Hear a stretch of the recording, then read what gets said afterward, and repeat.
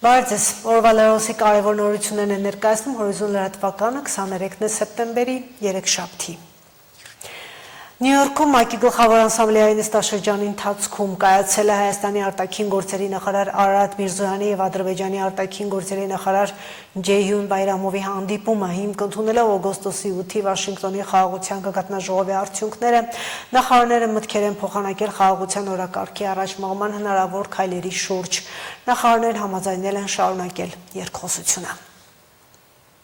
Նյու Յորքում կայացել է Ամերիկայի պետքարտուղար Մարկո Ռուբիոյի եւ Սիրիայի նախագահ Ահմեդ Ալ-Շարայի հանդիպումը, որի ժամանակ կողմերը քննարկել են Միացյալ Նահանգների առաջնահերթությունները Սիրիայում, այդ թվում ահաբեկչության դեմ պայքարը,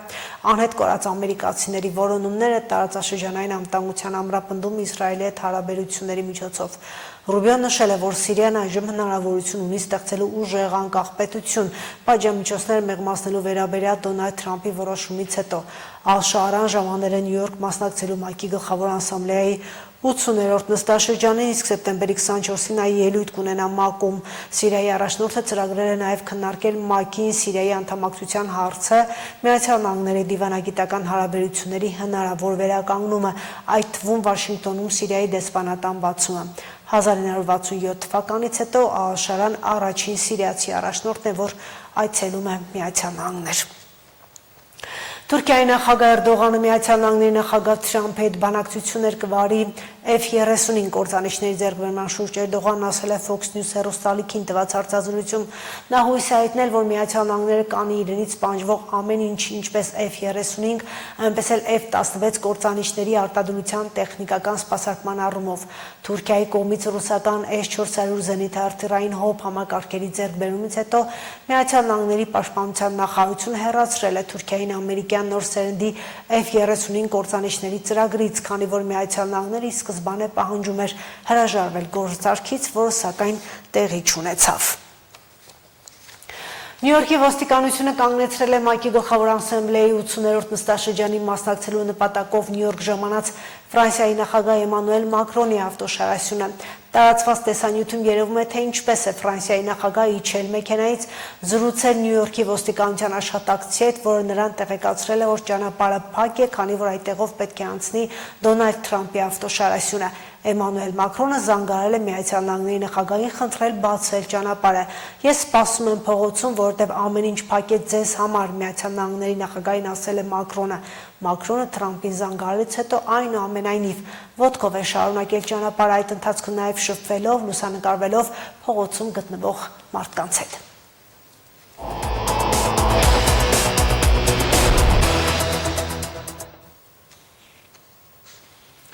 Երևանի Ավան եւ Նոր վարչական շրջանների ընդհանուր իրավասության դատարանում այսօր տեղի է ունեցել Շիրակի թեմի առաջնորդ Միքայել arczepiskopos Աջապայանի նկատմամբ քրեական գործով հերթական դատականիստը սրբազան հանդես եկել եզրափակիչ ելույթով, դատարանը հեռացել է առանձին սենյակ Միքայել arczepiskopos Աջապայանի գործով վճիռ կայացնելու, դատավճիռը կհրապարակվի վաղը ժամը 17:30-ին։ Հիշեցնենք, Շիրակի թեմի առաջնորդը մեղադրվում է իշխանությունը զավթելու հրապարակային կոչեր հնչեցնելու համար։ Անցած գիշեր Հայաստանի հունահռոմեական ըմբշամարտի հավաքականը աշխարհի առաջնությունից վերադարձել է Երևան։ Զվարթնոց օդանավակայանում մեր հավաքականին դիմավորել են մեծ հանդիսավորությամբ։ Հիշեցնենք, թիմային պայքարում մեր ըմբիշները աշխարհում զբաղեցրել են 5-րդ տեղը, մեր տղաները նվաճել են 3 մեդալ։ Հրաչյա Պողասյանը եւ Սլավիկ Գալստյանը նվաճել են բրոնզ, իսկ Մալխաս Ամոյանը դարձել է աշխարհի կրկնակի չեմպիոն։ Իդեպ եզրափակիչ գոտեմարտում Մալխասը ժամանակից շուտ բացարձակ առավելությամբ հաղթել էր ճապոնացի Նաո Կուսակային, ում պարտվել էր 2024-ի օլիմպիական խաղերի ժամանակ, իսկ ճապոնացին դարձել էր օլիմպիական չեմպիոն։ Օլիմպիական խաղերի պարտվելուց հետո արդեն փորձում էի ուսումնասիրել։ Իրոք շատ բարդ էր նրա այդ գոտեմարտերը, մանավանդ որ պարտվելուց հետո հոգեբանորեն շատ դժվար է արդեն այդ ըմբիշի հետ գոտեմարտելը, տրամադրվել նրան հաղթելը, բայց իմ մարզումները, իմ Եվրոպայի առաջնից հետո իմ մարզումները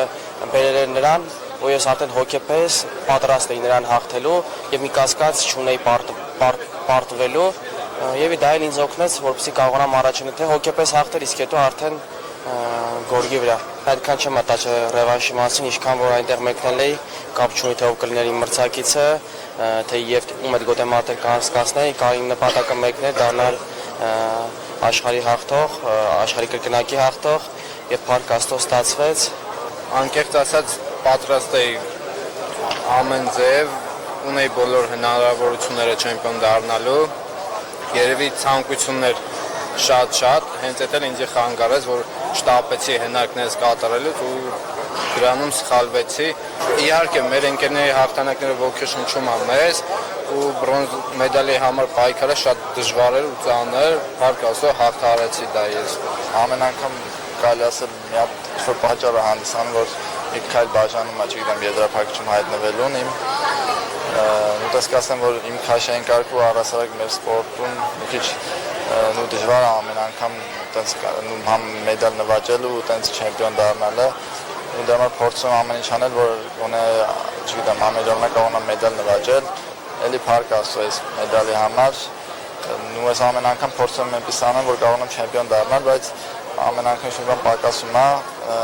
կփորձեմ մյուս անգամ այնպես անել, որ այս բոլոր այս բրոնզները դառնա ոսկի։ Երբ շփումն առանց բառերի, այդ միջավայրն ավելի շատ բան ունի սովորեցնելու։ Լսողության խանգարում ունեցող մարդիկ լսողների աշխարհում իրենց լիարժեք են համարում, երբ լսելի ու հասկանալի են դառնում բոլորին։ Այդպիսի մարդկանց հետ հաղորդակցության միակ միջոցը ժեստերի լեզուն է։ Սեպտեմբերի 23-ը ժեստերի լեզուների միջազգային օրն է։ Շիրակի տարածքային մանկավարժահոգեբանական աջակցման կենտրոնում հրավիրված աշխատաժողովում Հայաստանի առաջատար մասնագետների հետ քննարկվել են խոսուն լեզվի առանձնահատկությունները։ Հույս եւ երջանկություն, աշխարհ, Աստված։ Մանկավարժների բազմամասնագիտական խումբը խոսում է ժեստերի լեզվով։ Բոլոր նշաններն ու շարժումները միտք են արտահայտում, որ լսողության խնդիրներով մարդկանց հասկանալի լեզուն է։ Այն որպես բնական լեզու Հայաստանում հանրայնացման սովորեցնելու գործում լուրջ ներդրում ունեցած առաջին մասնագետը Զուբեիդա Մելիքյանն է։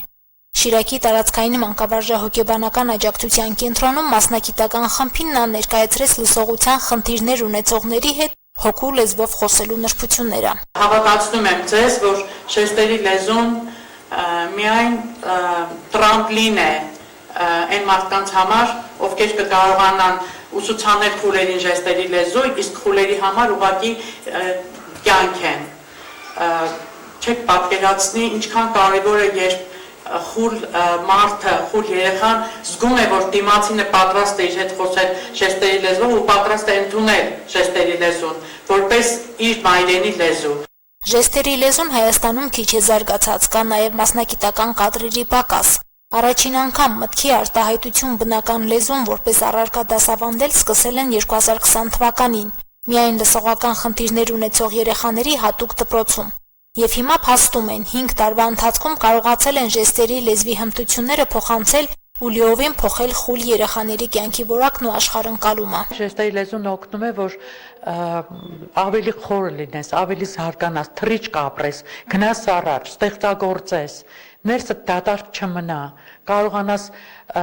առաջ նայել, պրպտել, գտնել, ապրել։ Ինքը ժեստերի լեզուն օգնում է ապրել մարդուն։ Ժեստերի լեզուն օգնում է առաջ գնալ,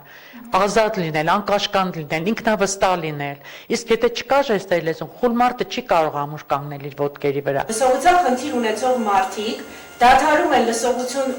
խնդիր ունենալու գաղափարից, եթե մենք կարողանում ենք նրանց հետ խոսել իրենց հոգու լեզվով։ Իսկ դա ժեստերի լեզուն է։ Նրանք դադարում են խնդիր ունենալուց, եթե մենք կարողանում ենք ներխուժել նրանց աշխարհ, հասկանալ նրանց իրապես։ Ժեստերի լեզուն, որը նաև մարմնի լեզու են անվանում, հարկավոր է, որ զարգանա նաև հանրակրթական դպրոցներում, որտեղ համընդհանուր ներառականության ներդրման արդյունքում սովորում են լսողական խնդիրներ ունեցող երեխաները։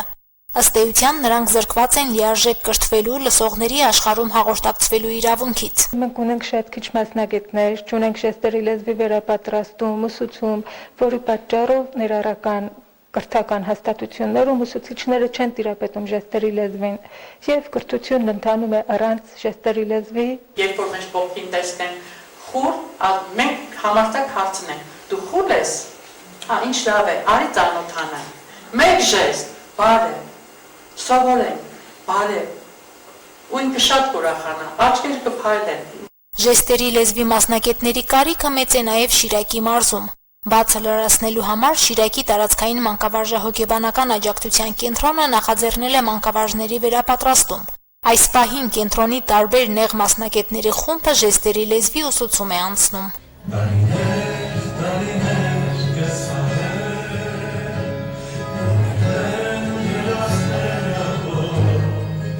Որպեսզի կարողանա այդ ունեցած փորձը փոխանցել նաև ուսուցիչներին ու դա ավելի արդյունավետ կդարձնի երեխաների հետ հաղորդակցվելը ու այդ իսկ պատճառով նաև հնարավորություն կտա երեխաներին ինտեգրվել ավելի լիարժեք ու հավասար ու մատչելի միջավայր դարձնել բոլորի համար։ Շիրակի մարզում լսողության խնդիր ունեցող մարդիկ շատ պասիվ են, ակտիվություն առանձնապես չկա, ժեստերի լեզվի տարածվածությունը շատ ցածր մակարդակի վրա է, ցավոք սրտի եւ այսօր Շիրակի տմակում մի խումբ մասնագետներ, ովքեր աշխատում են լսողության խնդիր ունեցող բալիկների հետ նաև, նրանք տարբեր մասնագետներ են, լոգոպեդներ, սուրդոմանկավարժներ, հոգեբաններ եւ այլն։ Այս ուսումնական տարին հայտարարված է անվտանգ եւ ապահով կրթական միջավայրի տարի, որի շրջանակներում Շիրակի տարածքային մանկավարժահոգեբանական աջակցության կենտրոնում անցկացված աշխատաժողովը համախմբել է Հայաստանի առաջատար մասնագետների ներուժը, քննարկելու, հասկանալու, թե ինչպես է հնարավոր լսողության խնդիրներով երեխաների համար ապահովել հասանելի կրթական միջավայր։ Իսկ ոլորտի պատասխանատուները կարծում են, որ մասնագիտական ներուժի խնդիրը կարճ ժամանակում լուծվող չէ։ Մարինե Տերբինյան, Արտյոմ Խաչատրյան, Հորիզոն։ Անցած տարվա իրացման խնդիրների պատճառով Շիրակի մարզի կարտոֆիլագործները ցանկատարածներն այս տարի պակասեցրել էին։ Մոտ 400 հեկտարի վրա կարտոֆիլ չեն մշակել։ Այժմ ցանածն են հավաքում, հեկտարները պակասել են, բայց բերքի քանակից դժգոհ չեն։ Կարևորը որակն է, ինչի արդյունքում պետք է եկամուտ ստանան։ Մարզի հիմնականում Ախուրյանի տարածաշրջանի բերի հողերում կարտոֆիլի բերք հավաք է։ Շիրակի ամենաբերի հողերում Ախուրյանի տարածաշրջանի ցանկատարածքներում արդեն կարտոֆիլի բերքն են հավաքում։ Ինչպես են մշակել, ջրել, պարարտացրել, արդյունքը հողագործները տեսնում են հողի տակ։ Դաշտում են սորտավորում են, խոշոր ու որակյալ պարենային կարտոֆիլը ջոկում են, դնում վաճառքի համար։ Իսկ նվազ կամ վնասվածները ձմռան պաշար իրենց ընտանիքների համար։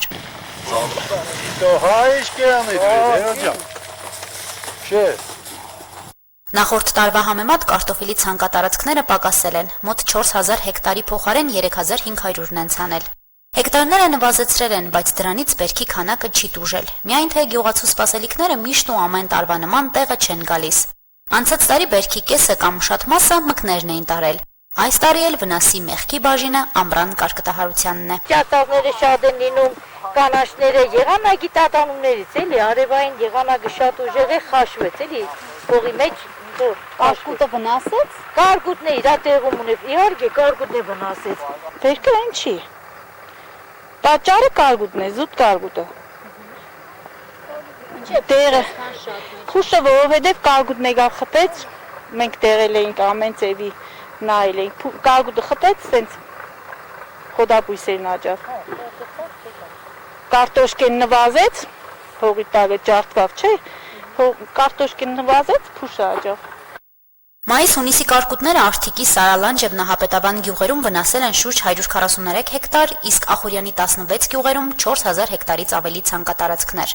Հողագործները եղածն ու մնացածն են հավաքում։ Հուլիս-օգոստոսի առանց տեղումների ամիսներն էլ երաշտով հարվածեցին, թեև ոռոգումից բողոքելու տեղ չունեն, ժամանակին ջուր են տվել։ Երևի դրա շնորհիվ է, որ բավարար քանակի բերք են հավաքում։ Դաշտեր կան, որ մի քիչ եթե ավազային է հողը, խնդիրներ ստեղծել է այդ հողերին։ Այսինքն ցածր բերքատվություն է, իսկ որ դաշտերը, որ մի քիչ ավելի սևա հող է, խոնավություն մի քիչ պահել է, այնտեղ լավ է բերքը։ Պետք է նաև կարտոֆիլի հետ կապված նշեմ, որ գիտեք, ամառվա ամիսներին գրեթե 2 ամիս առանց տեղումների է եղել, տեղումնաբեր ամբեր չենք ունեցել, տեղումներ չենք արձանագրել եւ բավականին ջրային պաշար ունեցել ենք կուտակած, ոռոգման սեզոնին խնդիրներ չենք ունեցել, կարտոֆիլի ոռոգումը իրականացվել է պատշաճ կարգով եւ ուշած կարտոֆիլի բերքավակից հետո հստակ կունենանք թվային ցուցանիշներ բերքատվության մասով։ Տնտեսությունների մի մասը նախորդ տարվա բերքից ստացած կարտոֆիլն է սերմնացու պահել ու ցանել, այսինքն երկրորդ, իսկ որոշ սորտերի դեպքում նույնիսկ երրորդ վերարտադրողականության են։ Իսկ ավելի խոշոր ֆերմերային տնտեսությունները ներկրել են նոր որակի սերմնացու, հիմնականում հոլանդականը, որի շուկայական գինն է բարձր։ Մադելինա սերմն է, մենակ ինքը իր հետ թույլ կտա, որ 7 տարի աշխատենք։ Ու միջևս էլ գոյենք, բայց դե արդեն սկսել է արդեն ինքն էլ իր որակական հատկությունները քչացնել, կախված մեր եղանակից, իր վեգետացիոն շրջանից փոխվել է ամեն ինչ, մեր տարին էլ ցանվի չցանվի ու արդեն խնդիր կա նոր սերմ ձեռք բերելու։ Զուտ գնաց սերմերը, հա, բա ինչ եմ, թանկ առաջի վերադարձյալ սերմերը շատ թանկ են։ Շատ թանկ գնով առնում ենք։ Դե նայած ժամանակ նայած գները լինեն։ Մինչև 800, 450, 500 տարբեր գների։ Բարձր վերարտադրության սերմացում պետք է որոշակի առումով թանկ լինի մեր շուկայում վաճառվող պարոնային մթերքից եւ դրանով պայմանավորված բացի այդ նաեւ լոգիստիկ խնդիրներ կա, լոգիստիկ ծախսեր կա, հարկային որոշակի խնդիրներ կա, որոնք ազդում են ներկրված գինի վրա եւ որոշակի առումով թանկ է ստացվում, բայց այդ գինը կարելի ասել փոխհատուցում է բերքատվության աճով բարձր բերքատվության։ Բոլորիս համար երկրորդ հաց համարվող մթերքը, որը սիրում ենք ձմռան համար պահեստավորել, թե ինչքանով կվաճառեն գյուղացիական տնտեսությունները, բայց ինչ գին կդնեն շուկայում վերավաճառողները, միշտ զգալի տարբերություն է ստացվում։ Օրինակ, դաշտից խոշոր ու որակով կարտոֆիլը տանում են 110-130 դրամով։ Տնտեսվարողները գներից գոհ են, բայց մարզում դեռ նախորդ տարվանից մնացած պաշարների իրացման խնդիր կա։ Պատճառը ոչ միայն այլ տեղերից ներկրված կարտոֆիլի վաճառքն է եղել, այլև արտահանման սահմանափակումները, սպառումը միայն ներքին շուկայում է։ Պետք է նշեմ, որ դա պատկան մարմնի ուշադրության կենտրոնում է եւ գյուղացիական տնտեսությունները այդ առումով որոշակի որևէ խնդիր չունեն այս պայդրությամբ, որովհետեւ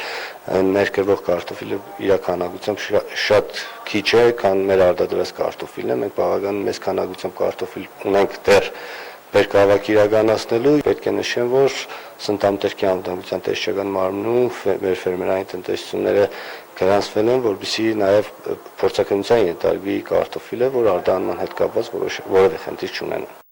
Կարտոֆիլի եւ հատիկ ընդեղեն մշակաբույսերի բերքահավաքը Շիրակի մարզում կավարտվի հոկտեմբերի կեսերին։ Այդ ժամանակ կհաշվարկվեն մարզի գյուղատնտեսության համախառն ներքին արդյունքը։ Բարձրադիր հողերում դեռ շարունակվում է հացահատիկային մշակաբույսերի բերքահավաքը։ Այս տարի գարնանացանի ցանկատարածքները նախորդ տարվա համեմատ ավելացել են շուրջ 2000 հեկտարով, հասնելով 22900 հեկտարի, իսկ աշնանացանը նվազել է ավելի քան 2000 հեկտարով։ Հասմիկ Թումասյան, Արարատ Ծատուրյան, Հորիզոն։ Այժմ այսքանով սպառված է, ծանոթացեք նորությունների ժամը 20-ին։